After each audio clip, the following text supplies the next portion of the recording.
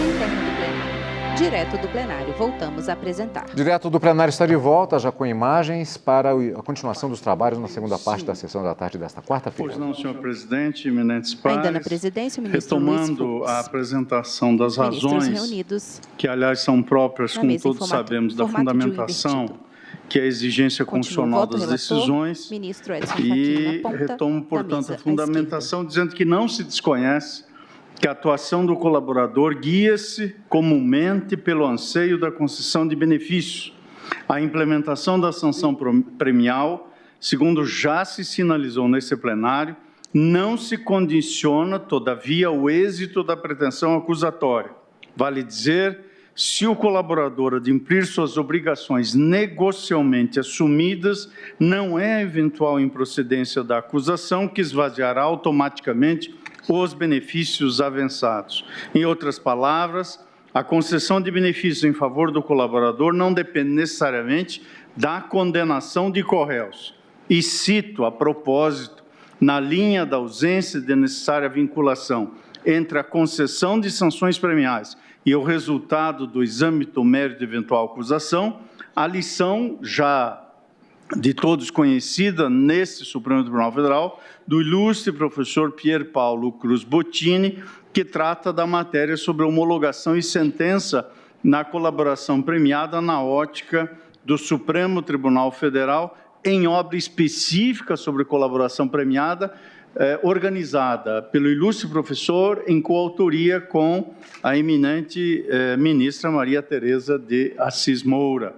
Apenas cito um trecho desse estudo do professor Bottini, segundo o qual o ônus de levar a cabo a investigação é do Estado. Sua capacidade apuratória não pode afetar os benefícios propostos, decorrendo de uma valoração positiva do material apresentado, feita por seus próprios agentes em um momento inicial. Se o colaborador fez sua parte, manteve sua versão, apresentou indícios e elementos reconhecidos como relevantes, fará jus ao benefício, ainda que as apurações não sigam adiante, escreve o professor Pier Paulo Bottini. Em idêntico sentido, o ilustrado professor das Arcadas também menciona, na citada publicação, seguimento de voto proferido oralmente pelo nosso eminente decano, ministro Célcio de Mello, na questão de ordem extraída da PET 7074 de nossa relatoria e julgada esta QO nesse plenário em 29 de junho de 2017. São lições do nosso decano citadas pelo professor Bottini, de Sua Excelência o ministro Célcio de Mello. Há situações em que o agente colaborador procede ao adimplemento integral de suas obrigações, age de maneira muito clara, procede ativamente, colabora com os órgãos incumbidos da persecução penal e, muitas vezes, por falha do aparelho de Estado, por falha da Polícia Judiciária, por falha do Ministério Público, os resultados pretendidos não são atingidos. E, a partir dessa citação, prossegue o professor Pier Paulo Bottini. Embora o ministro ressalve ao final que tal matéria ainda merece mais reflexões, parece clara a sua inclinação à admissão dos benefícios acordados quando o insucesso das investigações decorre da conduta estatal ineficiente. Naquele mesmo julgamento, me permito citar nesta mesma linha seguimento do voto proferido pelo eminente ministro Alexandre de Moraes, cujo trecho peço licença para aqui referir. Disse Sua Excelência: a colaboração premiada é estipulada pelas partes em consenso, há um controle jurisdicional formal pelo relator, que pode somente analisar a conveniência dentro do juízo de legalidade. Uma vez eficiente essa colaboração, na decisão judicial, no caso, aqui, e Sua Excelência referia-se ao Supremo Tribunal Federal, o juízo colegiado. Aqui, no acórdão, o órgão colegiado analisará se foi eficaz e eficiente. E como bem lembrou o ministro Célcio, concluiu o ministro Alexandre, quais pontos não foram obtidos e se a culpa foi do agente colaborador ou não, fecho aspas da citação. Como se vê, a compreensão desse tribunal se inclina no sentido de que, de fato, a sanção premial não é dependente ou condicionada a um provimento condenatório. Cito na mesma direção a doutrina de Renato Brasileiro de Lima, que está no voto, e me excuso da leitura.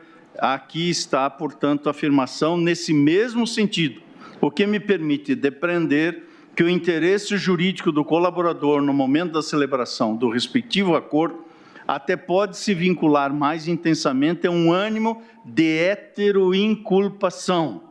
Nada obstante, após a constituição do acordo, o agir processual do colaborador é visivelmente afeito à demonstração de que adimpliu seus deveres negocialmente estabelecidos e menos relacionado ao resultado da ação penal. Esse, aliás, é precisamente o caso dos autos, como adiante irei explicitar. Mas, nesse ponto, não há, por assim dizer, maiormente na fase das alegações finais ou de alegações finais, comprometimento do colaborador com a tese acusatória, de modo que, sequer em tese, o colaborador, ao menos em meu modo de ver, com toda a vênia da compreensão em sentido contrário, sequer em tese funciona como assistente do Ministério Público, o que, aliás, é vedado pela lei, artigo 270 do Código de Processo Penal. A rigor, portanto, permanece sendo do titular da ação penal e não do colaborador o ônus processual da desconstituição do estado de inocência presumido dos corréus, garantia constitucional sobre a qual dúvida não pode haver. Incumbe ao colaborador a demonstração de que cumpriu com as obrigações negocialmente assumidas diante do Ministério Público. Nesse sentido, ao invés de assistente de acusação, o colaborador é comumente alvo de potenciais tensões com o próprio dominum litis. Aliás, esse tribunal, em alguns casos, tem precisamente examinado pedidos de rescisão, embora excepcionais, mas tem examinado essas tensões do próprio colaborador com o dominum litis, na medida em que almeja evidenciar, ou não, o adimplemento do pacto processual, cenário que, como se sabe, não é imune a dissenso. Sopeso ainda que a ordem de apresentação de alegações finais entre acusação e defesa, além da distribuição do ônus da prova no direito processual penal, considera um natural equilíbrio que inexiste entre as forças persecutórias e o cidadão. Esse desequilíbrio parte, portanto, da hipossuficiência processual, não se trata aqui de hipossuficiência em sentido material, mas da hipossuficiência processual do acusado. A prerrogativa de oitiva, após a manifestação da acusação, nessa perspectiva, funciona como um modo ou uma tentativa de se estabelecer um mínimo de equilíbrio de forças no processo penal. Em outras palavras, além da questão atinente ao ônus da prova, a garantia de oitiva posterior da defesa, em razão das características e prerrogativas das forças persecutórias, traduz o implemento da necessária substancial paridade de armas entre partes contrapostas. Essa lógica não se transporta mecanicamente à espacialidade da colaboração premiada.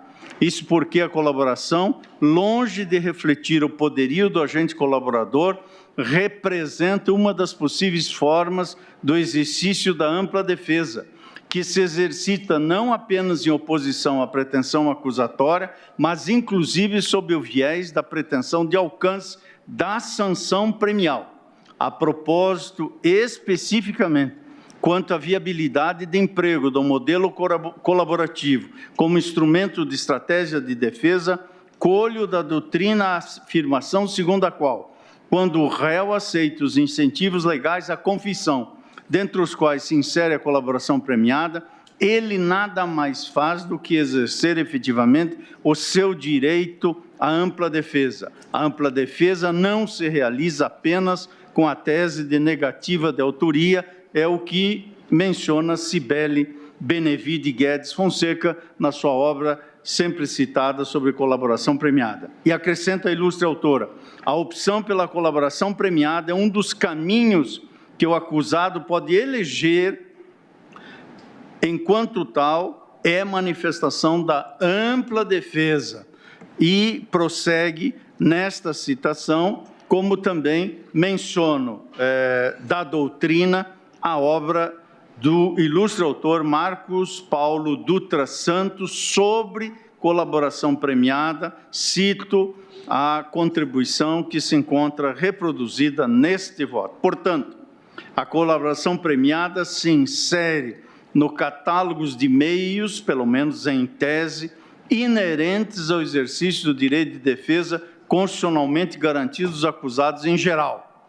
O legítimo manejo de meio atinente à ampla defesa não autoriza, a meu ver, distinção entre as manifestações defensivas igualmente asseguradas aos colaboradores e não colaboradores, sob pena de indevida categorização cerceadora do devido processo legal. Ou seja, em outras palavras, a adoção de certa estratégia defensiva não funciona como causa determinante da ordem de manifestação processual de cada acusado. Essa realidade, aliás, não é estranha na hipótese que já mencionei da chamada de corréus. Vale dizer, nos casos em que determinado réu, com ânimo de autoexculpação, atribui determinada conduta a outro, a corréu, não se cogita de caráter sucessivo para o prazo de alegações finais. Por isso, enfatizo que tanto a colaboração premiada quanto a chamada de corréu possuem similar conteúdo em relação ao implicado pelas declarações. Em ambos os casos, o corréu imputa a outrem a prática de determinado ato narrado na peça acusatória, e a esfera jurídica do implicado é atingida em idêntica dimensão, embora o que há de distinto é que na colaboração premiada há perspectiva de uma sanção premial e na chamada de corréu o cerne do agir geralmente reside na pretensão de absolvição ou outro resultado processual benéfico que não se enquadre propriamente como benefício negociado. Ou seja, a colaboração premiada e a própria chamada do corréu afetam a esfera jurídica do imputado de maneira idêntica, embora sejam distintas quanto aos objetivos e fins que motivam cada uma dessas posturas. Por isso, em meu modo de ver, o acolhimento da tese defensiva poderia autorizar prazos sucessivos, inclusive na hipótese de chamada de corréus.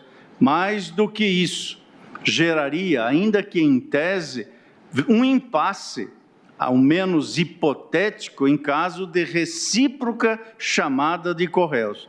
Nessa medida, nos casos de chamada de corréus, como conciliar a pretendida ordem sucessiva em casos em que há imputação recíproca por parte dos acusados, é a interrogação que daqui emergiria. Por isso, o acolhimento da pretensão veiculada pela defesa, ao menos ao que parece, poderia até mesmo exigir inversão lógica das etapas de propositura, admissão, produção e valoração da prova.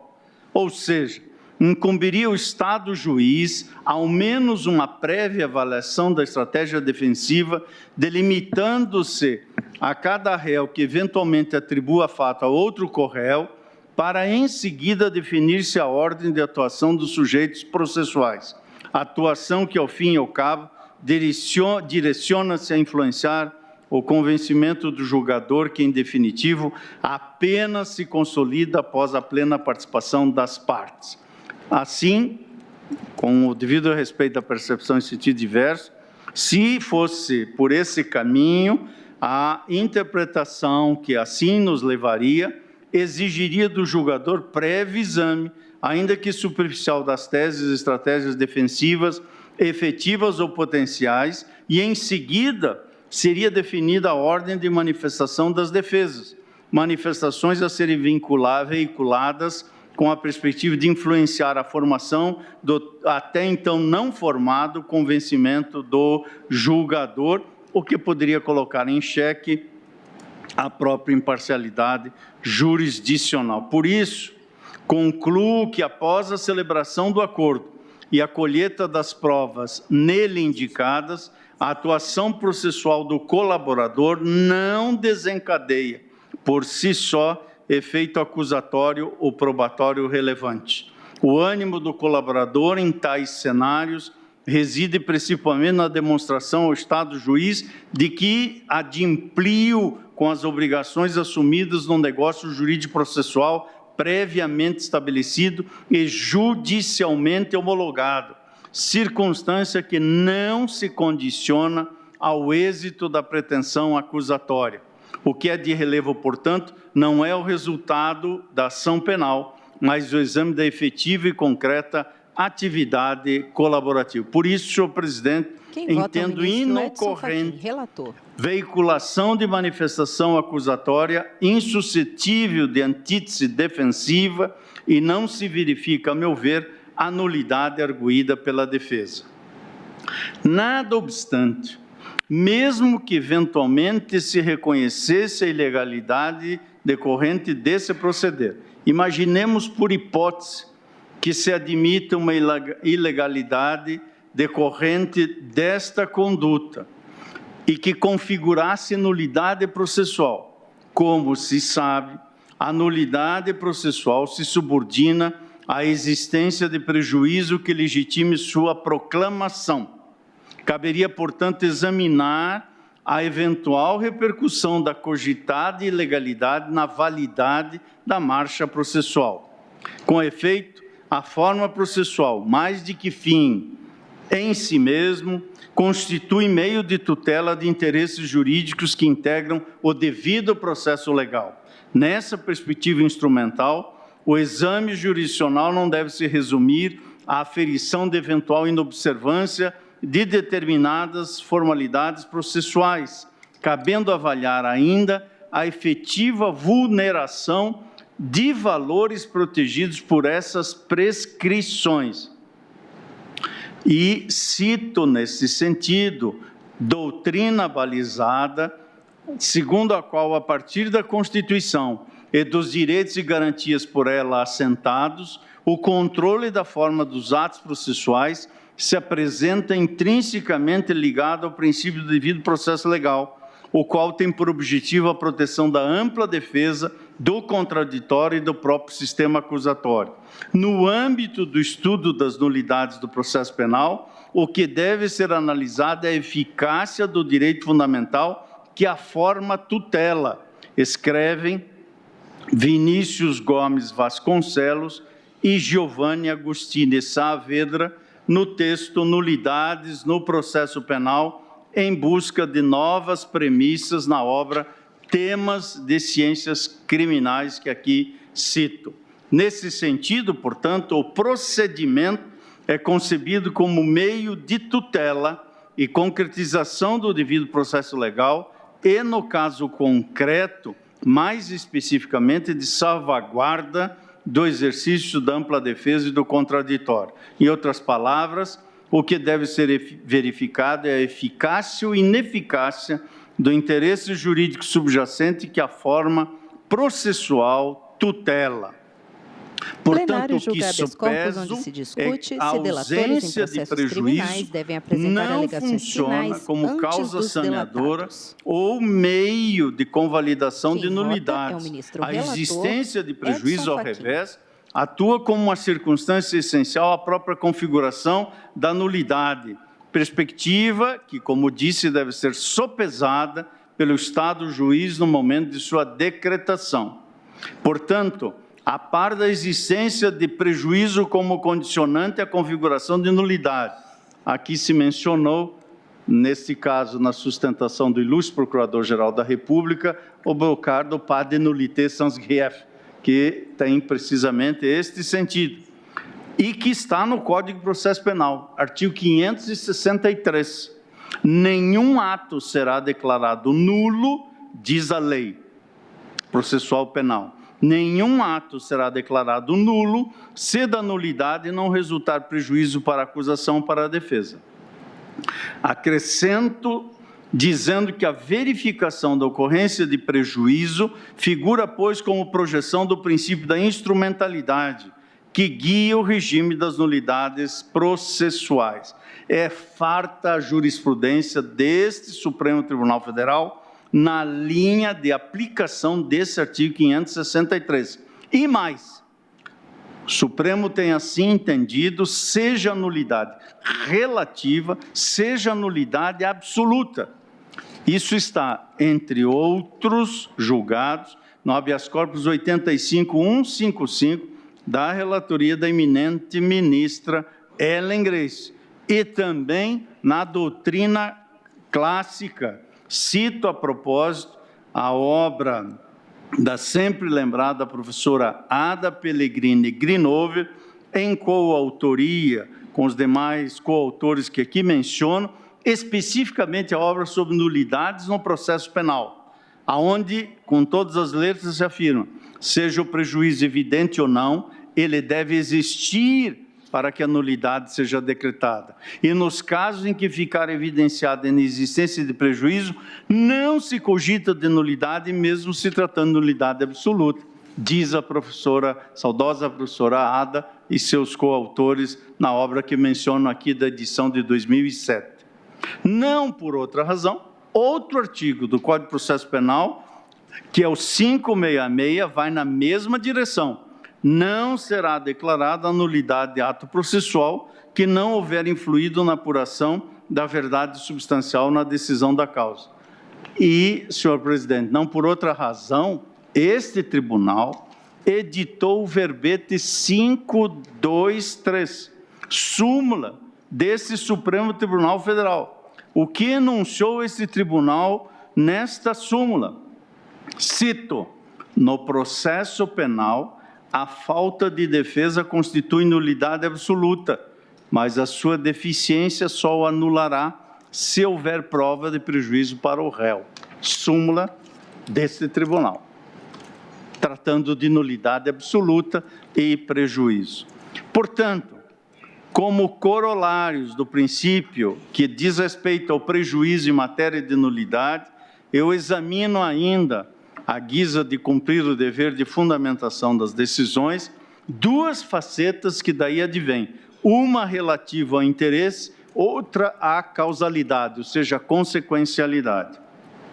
E digo que o gravame gerado a partir da alegada nulidade não se traduz simplesmente a partir da existência de um provimento condenatório, ou seja, não há uma nulidade aqui que poderia dizer-se in re ipsa. É imperioso que o interessado evidencie certo nexo causal entre a suposta irregularidade e a vulneração ao devido processo penal ou ao resultado da ação penal. Nesta mesma linha, volto a citar a obra de Ada Pellegrini Grinover, Antônio Scarance Fernandes e Antônio Magalhães Gomes Filho, segundo os quais a decretação da invalidade do ato praticado de forma irregular, com sua consequente renovação, segundo o modelo legal, deve estar igualmente sujeita a uma apreciação sobre as vantagens que a providência possa representar para quem invoque a irregularidade. Não por outra razão, no habeas corpus 119.372, o saudoso ministro Teori Zavascki assentou o seguinte, em julgamento de 4 de agosto de 2015, o reconhecimento de nulidade dos atos processuais demanda em regra a demonstração do efetivo prejuízo causado à defesa técnica. Vale dizer, o pedido deve expor claramente como o novo ato beneficiaria o acusado.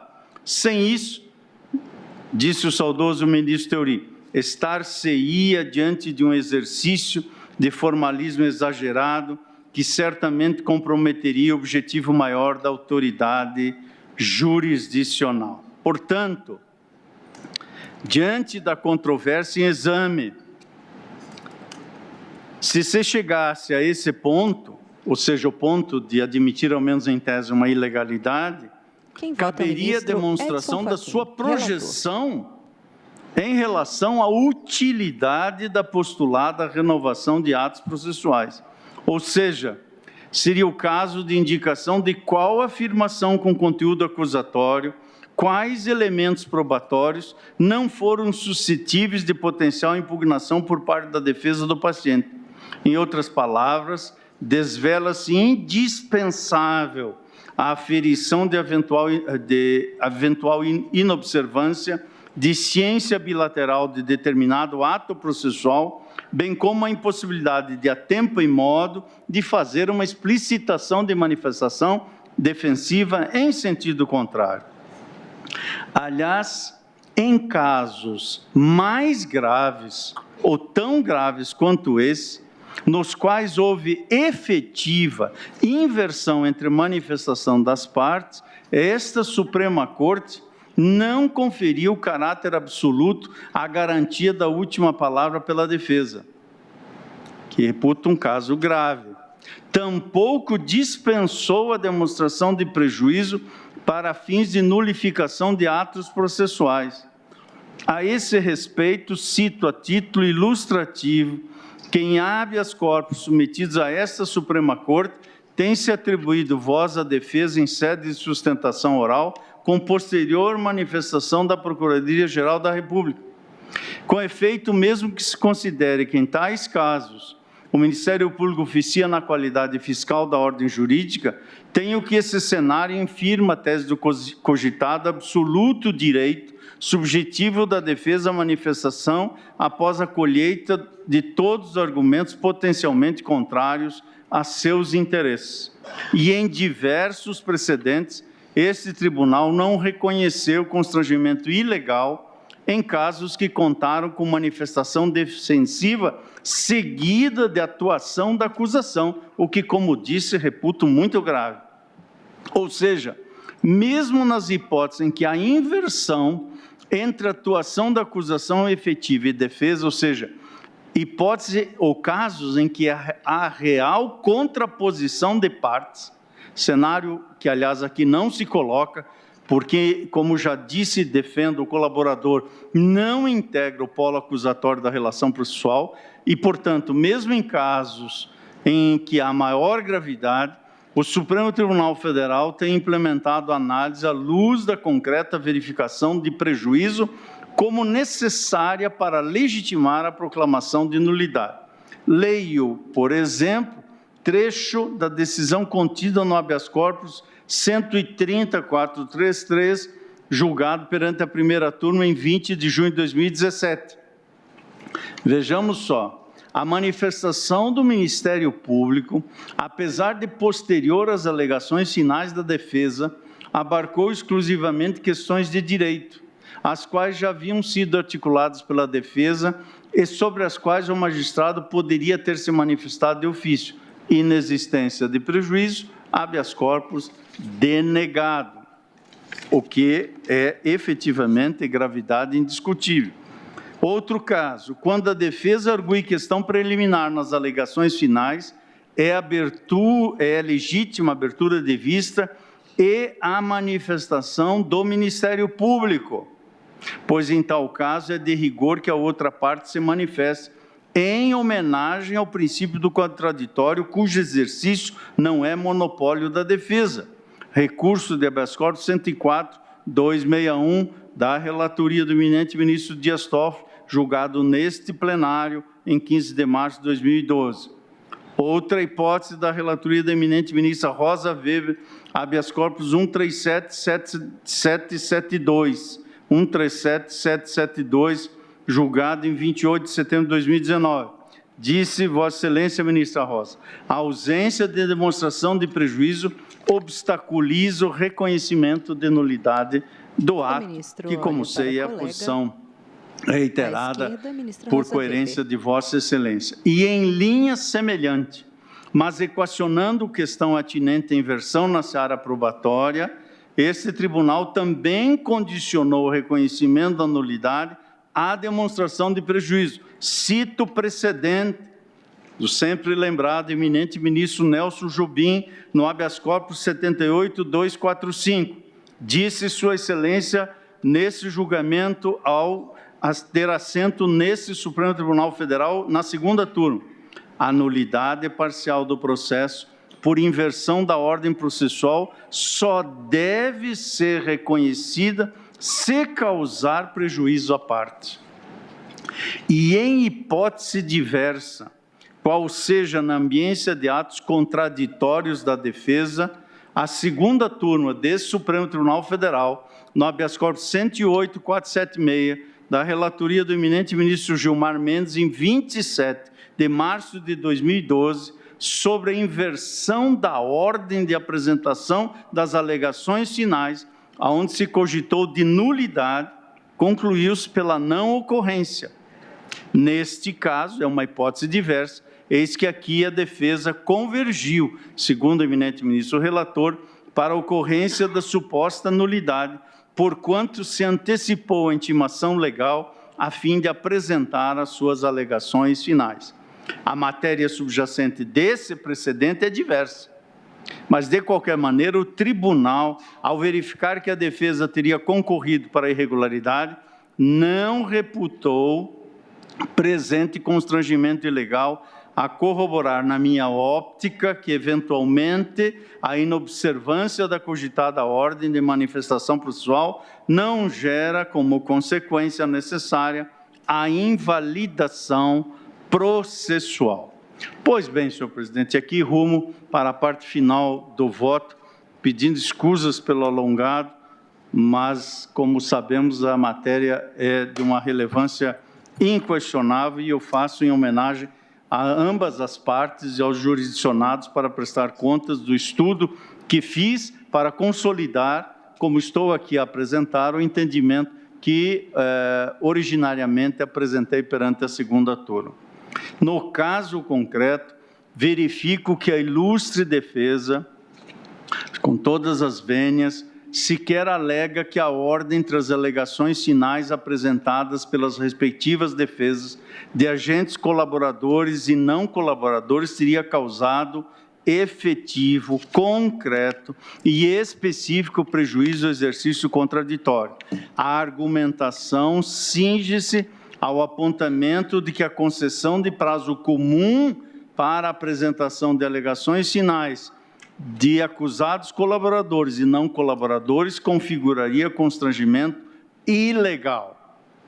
É claro que não se trata de impor à defesa a demonstração, por exemplo, de que seria, caso de absolvição, a observância da ordem processual sucessiva que entende adequada. O que se pontua é que caberia a indicação de que, no caso concreto, apenas essa cronologia concretizaria ao devido processo legal. Dito de outra forma, caberia, a meu ver, ao impetrante o apontamento de qual, em tese, argumento ou elemento probatório não teria, em razão da ordem processual adotada, sido passível de oposição oportuna. E mais, não se indica que se deixou de franquear a narrativa acusatória, possíveis teses e argumentos, as provas amealhadas ou eventuais elementos de corroboração das atividades colaborativas desencadeadas no transcurso da ação penal. Tampouco aqui não se articula que as alegações oferecidas pela defesa do colaborador conteve argumentos inovadores em relação às etapas processuais anteriores ou não passíveis de oportuno enfrentamento. Portanto, o ponto central da questão é a efetiva observância substancial ou não do contraditório, aspecto cuja vulneração, com toda a vênia, a defesa não logrou demonstrar para fins de se reputar presente causa de constrangimento ilegal. Ao revés, ao menos do que vi dos autos, o que se evidencia neste caso foi e é a plena preservação do exercício do contraditório. E me explico. A ausência de inovação, a partir das alegações finais do colaborador, neste caso, a ausência de inovação já havia sido pontuada na sentença. Leio trechos da sentença. Não há falar sequer em cerceamento de defesa, pois os acusados colaboradores foram interrogados sob exame cruzado no momento próprio, e mesmo antes, as defesas dos demais acusados já sabiam o que eles, em geral, tinham a dizer em seus depoimentos, já que a denúncia foi instruída com cópia de seus depoimentos prestados nos acordos de colaboração, trecho que reitero nessa altura do voto.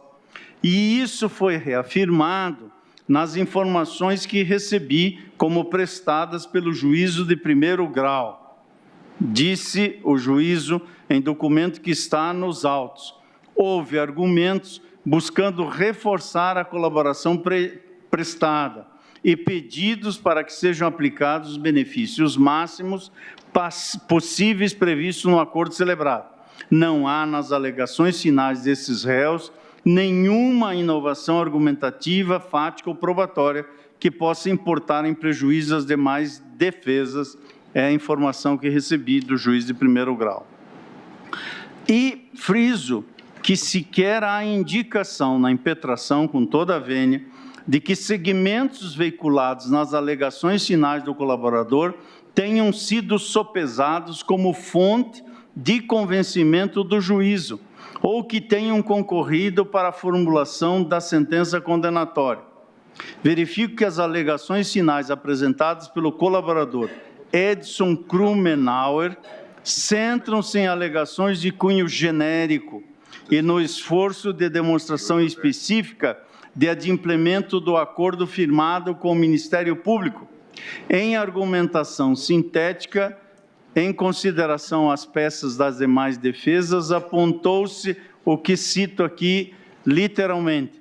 Em diversas passagens de suas alegações finais, o Ministério Público Federal reconheceu a relevância da contribuição dada por Edson na revelação dos fatos descritos na denúncia e, sobretudo, afirmou a corroboração dos elementos probatórios indicados pelo defendente, quando levou tais episódios ao conhecimento da acusação pública. E concluo a citação que faço. Como retrato da extensão da abrangência e da relevância de seu discurso, merece ser mencionada a quantidade de vezes em que o teor do interrogatório judicial de Edson foi reproduzido na argumentação final do Ministério Público, a demonstrar a procedência do pedido condenatório deduzido na denúncia, fecho aspas. Portanto, ao final, a defesa do colaborador cingiu-se a postular a concessão de sanção premial, não formulando, ao menos do que li e do exame que fiz, não formulando qualquer pleito condenatório em relação a corréus, inclusive ora o paciente. Ademais, a defesa teve acesso integral à imputação e eventuais elementos probatórios, descabendo proclamar nulidade com lastro exclusivo na alegada inobservância de ordem de manifestação processual. E mais, no caso concreto, defesas de não colaboradores teriam apresentados novos documentos em sede de alegações finais. Embora o juízo de primeiro grau tenha reputado inoportuna a produção probatória nessa fase, do que depreendo dos autos, propiciou manifestação, ainda que restrita a esse ponto, às defesas de todos os acusados. Nada obstante, nos termos das informações prestadas pelo juiz da causa, a defesa dos réus Maurício de Oliveira Guedes e Márcio de Almeida Ferreira optaram por não complementarem suas alegações finais. Estou citando, inclusive no tempo verbal, literalmente a informação prestada. Mas, de qualquer sorte, a informação é que não houve manifestação adicional como facultado. Esse cenário, ao menos em meu ver, depõe em favor da condução processual pautada pelo respeito substancial ao exercício do contraditório assegurado aos acusados. E arremato, senhor presidente, salientando que a observância da ordem sucessiva do momento, ou no momento, melhor dizendo, dos interrogatórios judiciais, na fase probatória, portanto, ao invés de fortalecer a tese defensiva, robustece a demonstração da plena observância do direito de defesa do paciente. Com efeito, a autodefesa nessa espacialidade, a meu ver, foi plenamente assegurada, na medida em que possibilitada prévia ciência e oportuna reação em face das declarações, ou seja, com conteúdo de depoimento, declarações prestadas pelos colaboradores na etapa instrutória.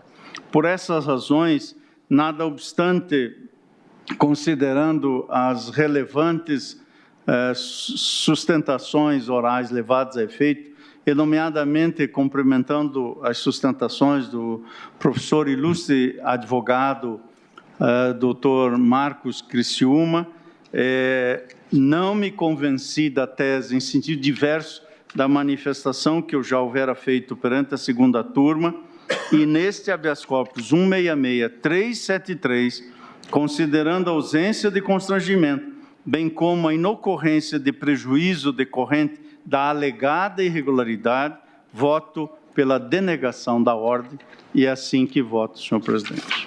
Ministro Fachin, parabenizando Vossa Excelência pelo voto extremamente elucidativo para todos nós como votar. Posteriormente, eu comunico aos advogados presentes e aos colegas que nós vamos continuar o julgamento na data de amanhã com o voto do ministro Alexandre de Moraes, seguindo-se os demais votantes.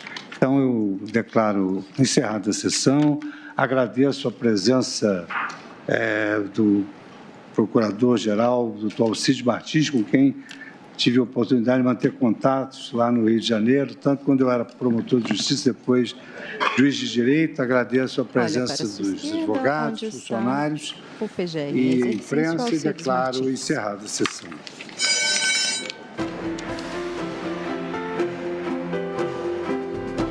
A parede ao fundo do plenário é de mármore claro. À esquerda, a bandeira do Brasil, ao centro, o brasão, e na parte superior direita, um crucifixo.